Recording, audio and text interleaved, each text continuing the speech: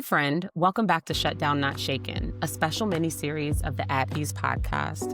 I'm your host, Cristin Candace, and as always, the government may be shut down, but you don't have to be. Today, I want to talk about something that feels countercultural in a world full of noise, and that's silence. A couple of years ago, on my birthday, actually, I had a very long conversation with one of my uncles, and he really encouraged me to start meditating. For some context, when I was in high school, I took martial arts.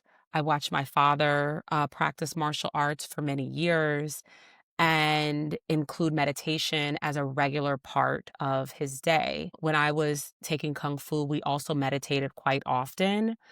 And for some reason, over the years, I felt very awkward attempting to meditate. I don't know if it was because I thought it had to look a certain way or if I was trying to make it look the way that it did when I used to meditate during Kung Fu. But my uncle was really encouraging me to take some time each day. And he kept saying, meditate, meditate. And that word just wasn't sitting right with me. But either way, I did start experimenting with what it would feel like to go an entire day without noise. And that meant no TV, no music, no podcasts playing in the background. Just me, my thoughts, and the sound of my world around me. And at first, it was really uncomfortable. I didn't realize how much sound I used to fill in the quiet. And I also realized that I didn't have to go so hard, or I realized I didn't have to go immediately to a full day of silence. But over time, I actually really started to enjoy it to the point that I started incorporating it into my routine with my children. When we would get home from school, I would say, hey guys, can we just have 10 minutes of just quiet when we get home? And they kind of looked at me like I was crazy, but eventually they got with the program and it just gave us a minute to have our minds settle. And we started there, and then I just began to sit still for maybe 30 minutes, sometimes even an hour, just observing, breathing, and letting the world and myself just settle. And I think that practice changed not only how I try to live, but also how I coach and how I parent and how I lead my team. So let's talk about silence and what it teaches us and how it can help us find peace, even in the middle of this mess or uncertainty that we find ourselves in. I think silence is often misunderstood. We think of it as emptiness or nothingness. But as Arthur F. Turner wrote in The Coach's Handbook, silence is a form of communication. In coaching, silence isn't a gap in the conversation. It's actually part of the conversation. It's a living, breathing moment where insight can actually emerge. When a client finishes speaking and I don't rush to fill the space, something really powerful can happen. Sometimes they keep going. They dig deeper. They often find the truth they didn't even realize was sitting underneath their words. Turner calls this the liminal space, that in-between moment where we transition from the surface to the soul. And silence allows us that space. And it's not passive, it's intentional. It's a way for me as the coach to say, I trust you enough to take your time. And it works both ways. Silence gives others room to speak, but it also gives us permission to listen, to stop rehearsing our next sentence and be present. When is the last time you sat in silence? Not to punish yourself, not because you were sad or lonely, but to simply listen. When I first started practicing silence, I'll be honest, it was hard, not just for me, but also really hard with kids. The first few times I kept reaching for my phone. I would check the clock every couple of minutes. I'd start mentally running through my to-do list or what was I going to do next when like my silent time was over. It was very awkward.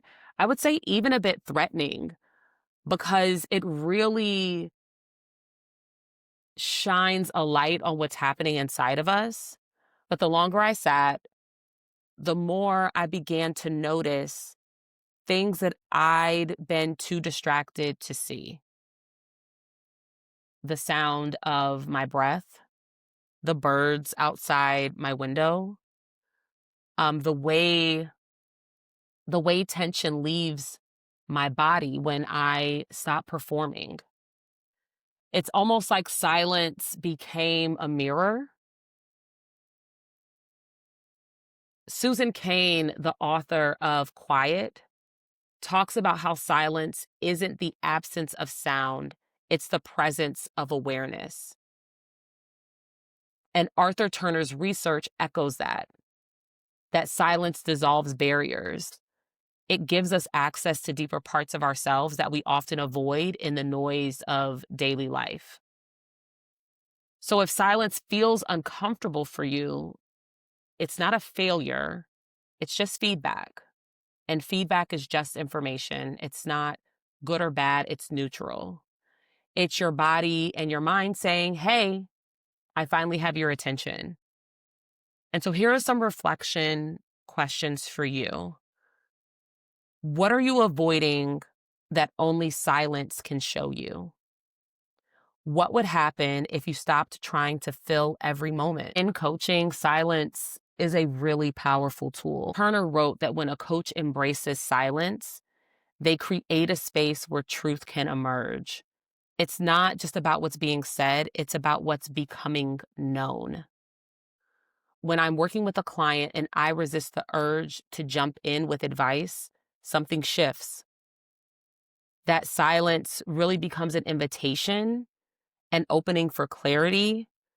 Sometimes that pause is where the real work happens. It's also where trust grows. Silence communicates, I see you, I'm not rushing you, I believe your thoughts are worth waiting for. There's a quote, your silence is a gift to others. It allows them to express emotions in a safe atmosphere. And it's not just for coaching. You can use silence in your daily life, in parenting, partnerships, or leadership. Instead of rushing to respond, try pausing. Let the other person fill the space. You might be surprised what they reveal when you give them time. Silence can also be healing. There's research showing that regular silence, even just a few minutes a day, lowers blood pressure, reduces cortisol levels, and improves focus and creativity. Our nervous systems actually calibrate in silence.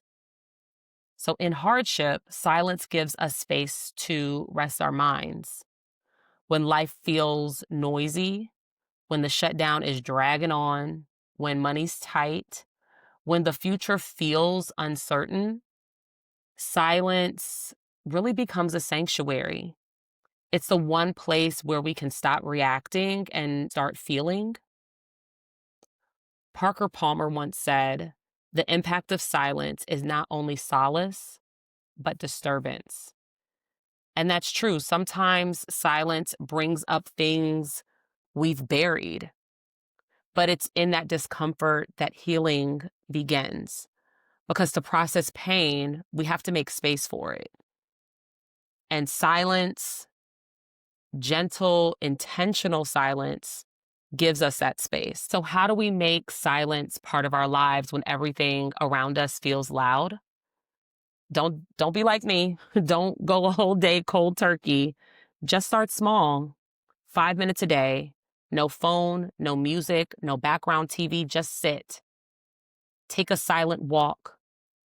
Notice what your senses pick up when you're not distracted. In conversation, let silence breathe. Don't rush to fix or fill. You can even create a silent morning ritual. Where for the first 30 minutes after waking, you speak to no one, you play no sound, and simply be. Over time, that stillness starts to follow you. You'll notice you react less. You'll become more intentional in your choices. You'll feel grounded, even when the world isn't. So ask yourself, what small practice of silence could I begin this week? How does silence make me feel? And what might that feeling be trying to teach me? Silence isn't empty, it's actually full of wisdom. It's the space where your intention whispers, where clarity starts to form, and where peace can return. For me, silence has become a homecoming. It's where I go to meet myself again, beyond the noise, the titles, and the responsibilities. So if you're navigating hardship right now, if things feel uncertain or heavy, I want to invite you to find a few minutes of quiet. You don't have to fix anything, just sit, listen, and trust that in the silence, you will know what to do. Because sometimes the answer you're searching for isn't out there. It's in the stillness waiting for you to listen. You are safe, you are held, and even in silence, you are not alone.